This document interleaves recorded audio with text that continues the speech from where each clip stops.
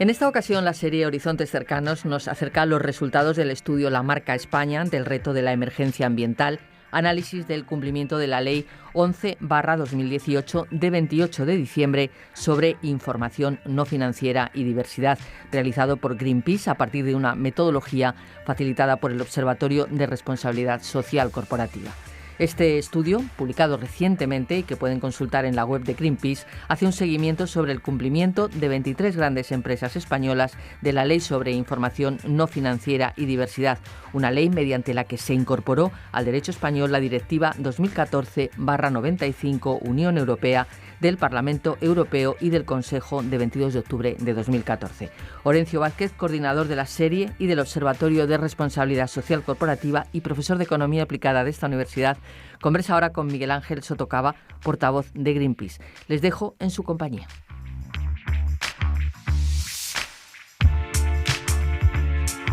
Bienvenidos a un nuevo espacio de Horizontes Cercanos. Hoy vamos a cerrar el ciclo dedicado a medio ambiente presentando los resultados de una investigación aplicada que ha realizado Greenpeace. Para ello contamos con Miguel Ángel Soto, el portavoz de la organización. Buenas, Miguel Ángel. Hola, ¿cómo estás? Esta investigación, ahora nos contarás la metodología, los resultados, ahondaremos en ello.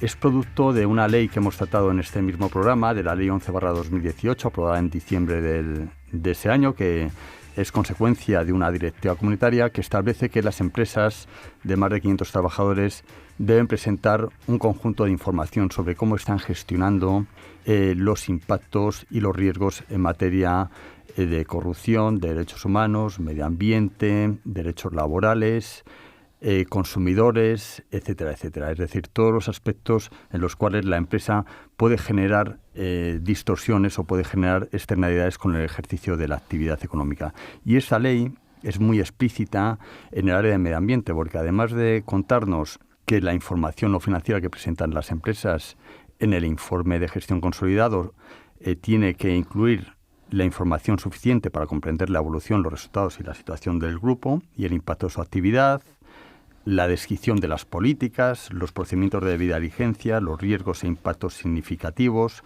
los resultados de esas políticas que permitan un seguimiento y evaluación de los progresos, los indicadores clave y de resultado que nos permitan también evaluar esos resultados y esos progresos, y además nos dice que la información presentada debe ser precisa, comparable y verificable. Además de estas cuestiones de ámbito genérico que afectan a todas esas áreas, plantea una serie de cuestiones específicas en el área de medio ambiente. ¿Cuáles son esas cuestiones que dice la ley sobre las cuales tiene que informar las empresas? Bueno, pues la Ley de Información No Financiera y Biodiversidad especifica algunos aspectos muy interesantes a la hora de evaluar el desempeño de las empresas en el ámbito del medio ambiente, ¿no? Vamos, uno muy obvio que además es muy actual, que es el tema del cambio climático, es decir, el cálculo de emisiones, el cálculo, no llega a especificar la huella de carbono, pero sí que es cierto que la dimensión climática, la dimensión de emisiones está presente, por supuesto el impacto sobre la biodiversidad, temas como economía circular, el agua, la evaluación de riesgos, el uso sostenible de los recursos. Entonces, pues estos aspectos son muy actuales y de hecho venimos, y de ahí el interés de Greenpeace en utilizar esta ley para evaluar cómo las empresas están afrontando la emergencia ambiental. Venimos de un año 2019 que ha batido récords, que hemos visto fenómenos meteorológicos extremos, cómo se multiplican las constataciones de que las previsiones de los expertos del IPCC, del panel del cambio climático de Naciones Unidas, se están verificando. Estamos viendo no fenómenos meteorológicos que no conocíamos, que sí conocíamos, la famosa Dana, la gota fría, las famosas riadas o inundaciones, tifones, etcétera. Estamos viendo cómo se están exacerbando. La temperatura no solo de la atmósfera, sino también del agua está generando que toda esa energía se desenvuelva en forma de eventos extremos, y por lo tanto nos urge saber cuál es el papel de las empresas y cómo ellas están reportando en esos aspectos, ¿no? Contaminación, economía circular y gestión de residuos, emisiones, biodiversidad, planes de gestión, etcétera. Entonces, vuestra valoración con respecto a la ley es una valoración positiva, es decir, es un avance. El marco institucional ya condiciona o obliga, en cierta manera, a las empresas a informar de aspectos que hasta hace poco, bueno, pues eran información muy dispersa y de carácter voluntario que aportaba poco valor desde el punto de vista de tener una foto de cómo se está comportando la empresa. Totalmente. Desde luego, para nosotros es una evolución positiva y un paso adelante que pasemos de la voluntariedad a una rendición de cuentas que esté desglosada, que esté justificada por temáticas, por incluso pues que haya una alusión directa a que haya indicadores reconocidos internacionalmente para poder comparar esta información y que sea información en sentido verificable, ¿no? Y por lo tanto la ley es un gran avance y una gran herramienta para las organizaciones de la sociedad civil para ver realmente si las empresas están entendiendo su función social de rendir cuentas y de generar también beneficios sociales, ¿no? Y desde esa visión de tomar la ley como una herramienta para poder evaluarlo, os habéis animado a hacer un análisis de un conjunto de empresas. ¿Nos puedes contar brevemente cuál es la metodología que habéis utilizado, qué empresas habéis seleccionado, por qué habéis seleccionado esas empresas, qué áreas, de forma muy general, habéis tenido en consideración? Bueno, pues históricamente, en las últimas décadas, el protocolo de Kioto puso al sector energético y eléctrico bajo el foco de la reducción de emisiones. Una parte importante de las emisiones de gases de efecto invernadero proceden de la quema de combustibles fósiles y ha sido un sector históricamente que ha sido señalado, ¿no? Y por lo tanto queríamos ampliar el foco porque realmente el problema del cambio climático, de la emergencia ambiental, viene también del sistema agroalimentario, viene también del transporte, viene de sectores que no están regulados y que no se han visto interpelados ni por el regulador ni por la sociedad a la hora de asumir su responsabilidad. Las compañías aéreas, por ejemplo, están fuera del mercado de emisiones, el transporte internacional está fuera del mercado de emisiones, no se han sentido obligadas a mejorar la eficiencia, incluso a reducir trayectos. Estamos viendo cómo hay trayectos absurdos de aviones entre localidades que están a 1 hora, hora y media en tren, ¿no? Bueno, pues el sector agroalimentario tampoco. Las grandes cadenas de suministro, el sector textil, el sector agroalimentario, tienen unos impactos que, si bien son computables en Brasil, en Filipinas, en Vietnam o en Tailandia o en Nigeria, están dentro del sistema y por lo tanto es importante que asumamos que algunos sectores, el sector financiero, por ejemplo, ¿no? Están financiando el sector asegurador y el sector financiero actividades económicas, que algunas son muy dañinas con el medio ambiente o directamente están financiando la quema de combustibles fósiles. Por lo tanto, la idea era ampliar al máximo y intentar recoger el conjunto de emisiones de gases de efecto invernadero que están provocando la emergencia ambiental que vivimos, ¿no? Y lo que hemos hecho ha sido, una vez seleccionadas esas entre 20 y 25 empresas, resultaron al final 23, de sectores textiles, distribución, aéreo, las empresas constructoras, sector financiero, energético y eléctrico. Pues lo que hicimos fue externalizar un trabajo de análisis de estas empresas, el estado de información no financiera al que obliga la ley aludida. Y fue el Observatorio de Responsabilidad Social Corporativa quien presentó una metodología que desglosaba o utilizaba esos temas de los que tienen que reportar las empresas y generó unas dimensiones. De esas dimensiones se generaron una serie de indicadores que podían servir para analizar cada una de las empresas según la información que iba contenida en el reporte. Y fue una metodología muy elaborada donde se analizaron muchos indicadores y solo un conjunto de ellos, hasta 28, nos sirvieron para hacer una evaluación final en ningún momento ha sido un ranking porque no queríamos comparar una empresa como Mercadona con el Santander o con Iberdrola. Tienen complejidades diferentes, tienen una responsabilidad diferente en el mundo de las emisiones, pero sí nos parecía interesante ver cómo estaban reportando, no tanto quién ganaba o quién perdía o quién era más limpia o más sucia, sino realmente queríamos poner sobre la mesa si la ley se estaba cumpliendo y si las empresas decían toda la verdad. Y un último elemento de la metodología es poder contrastar también si las empresas cuentan aquellas cosas de las que no están muy contentas, por ejemplo, aquellos problemas que han tenido por impactos ambientales o aquellas actividades pues que se escapan un poco de la línea de compromisos con el medio ambiente, por ejemplo, estar financiando el sector del carbón o sectores muy contaminantes. Y bueno, pues se han encontrado algunos pecados de algunas grandes empresas que no están contando, no están reportando estos aspectos, ¿no? Hemos encontrado también los analistas que han analizado los estados de información no financiera, han encontrado pues que algunas multas que los organismos públicos han puesto a empresas por incumplimiento de contrato pues tampoco aparecen en el reporte, ¿no? Hemos encontrado pues casos de utilización de paraísos fiscales para desguazar barcos en países con estándares laborales y ambientales más bajos. Hemos encontrado una ausencia de desglosar el impacto de la actividad empresarial por países y por instalaciones, que es algo a lo que sería interesante que llegara a las empresas, ¿no? Poder saber cuál es el impacto de su actividad en cada una de las países donde está, ¿no?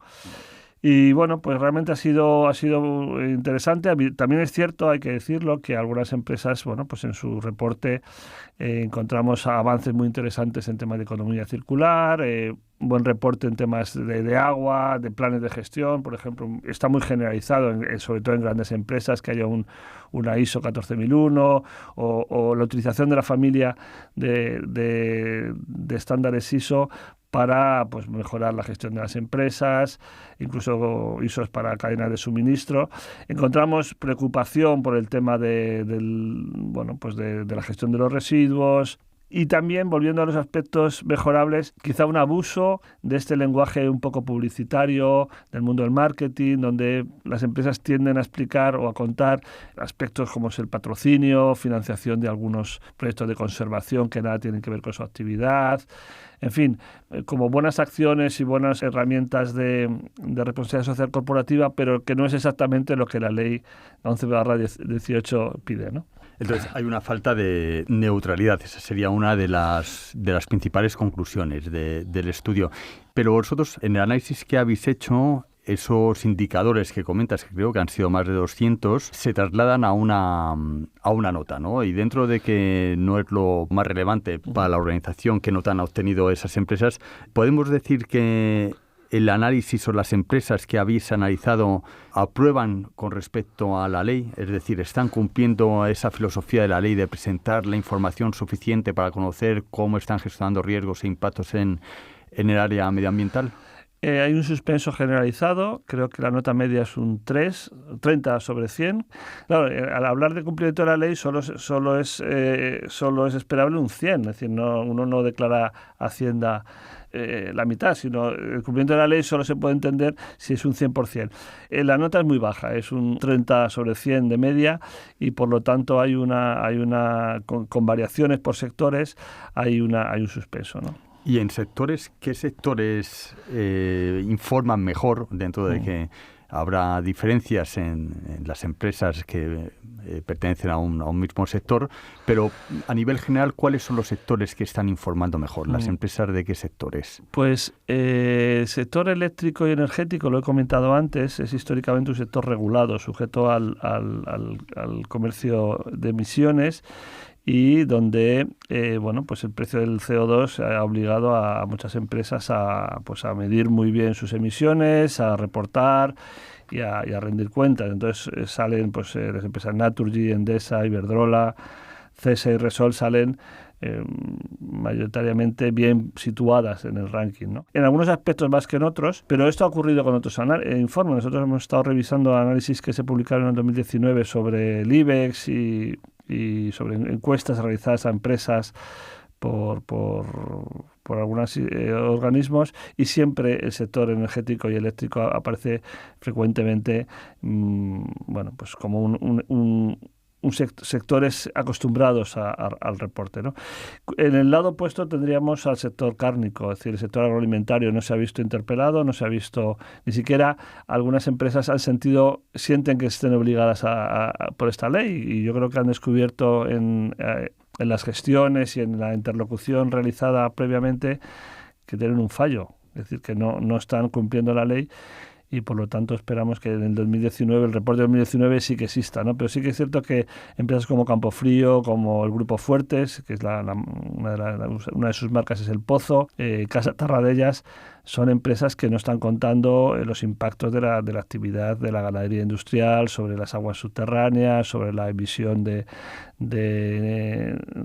amoníaco, sobre la gestión de los residuos de purines, incluso la misma alimentación de la ganadería intensiva, que está hecha en parte con soja que procede de contextos de deforestación en Latinoamérica. Hemos visto este verano cómo ardía Brasil o otras zonas de Latinoamérica precisamente para la soja que alimenta todo el ganado, ¿no?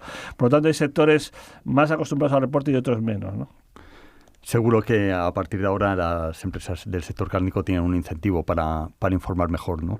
Mencionabas que habéis tenido una interlocución.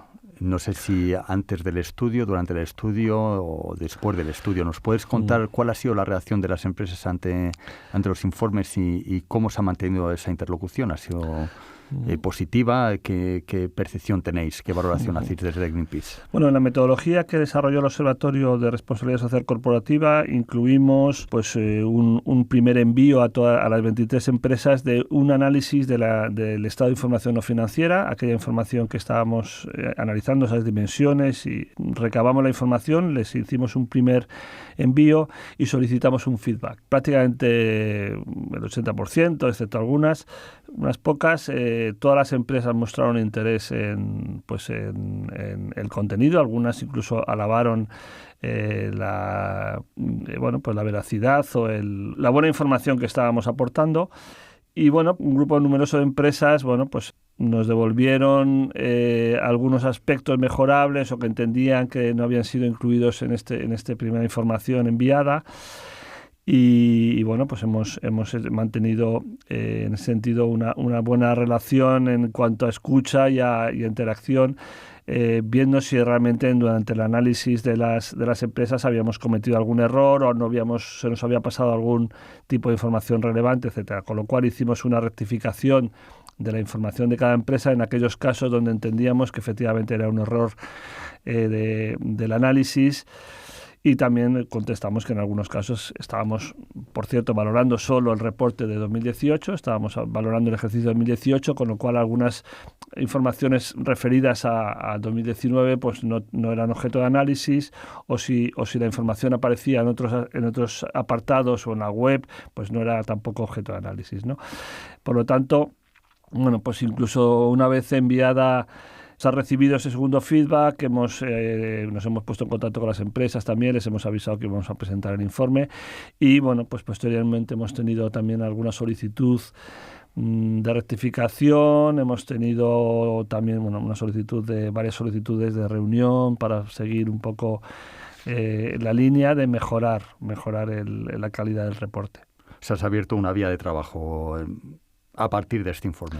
Sí, porque realmente la información que hemos obtenido vamos a poder valorar también, y esto nos interesa mucho, cómo están alineadas estas empresas con el objetivo del 1,5 del Acuerdo de París. Realmente una parte importante de la información tiene que ver si realmente si el sector empresarial está asumiendo sus responsabilidades para cumplir con el Acuerdo de París, que no olvidemos es el que dicen los expertos de cambio climático, que no se aleja de un cambio climático catastrófico. Por lo tanto, tenemos que todavía explotar el trabajo realizado y seguramente habrá un segundo informe que se centre en el cambio climático. Para terminar, ¿nos podrías contar cuáles son las recomendaciones después de la realización del estudio brevemente? ¿Qué recomendaciones hacéis tanto a las empresas como al gobierno?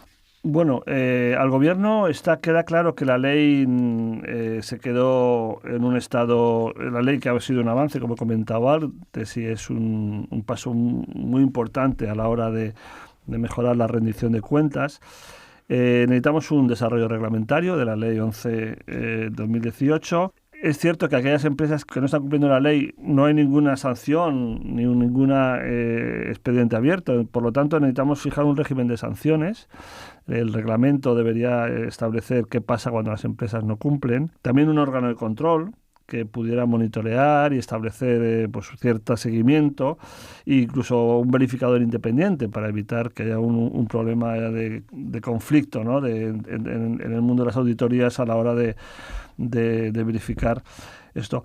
Y bueno, al mundo empresarial necesitamos que reporte bien. Yo creo que esta primera llamada de atención y las que puedan venir de otros colectivos en temas de derechos humanos, de lucha contra el fraude, el soborno, o temas laborales, va en la dirección de que el mundo empresarial entienda que tiene una función social, que tiene que rendir cuentas y que tiene que contarnos realmente qué está haciendo no solo para generar puestos de trabajo, sino también para generar bienestar en la gente y sobre todo en la línea de los derechos humanos de mejorar la situación en muchas partes del mundo, ¿no? Muchísimas gracias, Miguel Ángel Soto, portavoz de Greenpeace y director del estudio La Marca España ante el reto de la emergencia climática. Análisis del cumplimiento de la Ley 11/2018. Los oyentes tienen acceso a este informe en la página de Greenpeace y nosotros nos volveremos a juntar con Miguel Ángel en un tiempo para que nos cuente cuáles han sido los avances de este trabajo que se ha iniciado con las empresas. Un saludo.